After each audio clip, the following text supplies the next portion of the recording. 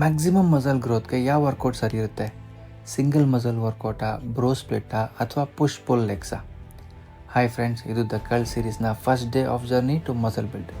ನೋಡಿ, ಪರ್ಸ್ನಲ್ ಆಗಿ ನನಗೆ ಸ್ಪ್ಲಿಟ್ ವರ್ಕೌಟ್ಗಿಂತ ಎಕ್ಸಸೈಸ್ ಸೆಲೆಕ್ಷನ್, ವಾಲ್ಯೂಮ್ ಮತ್ತು intensity of progression and not to forget rest for each muscle group, ಈ ಪಾಯಿಂಟ್ಸ್ ಎಲ್ಲ ಫಾಲೋ ಮಾಡಿದರೆ ನಮಗೆ ಮ್ಯಾಕ್ಸಿಮಮ್ ಮಸಲ್ ಗ್ರೋತ್ ಕಾಣಿಸ್ಕೊಳುತ್ತೆ. But if you still want me to rate best and worst workout, ಫಸ್ಟ್ನಲ್ಲಿ I would choose single muscle a day.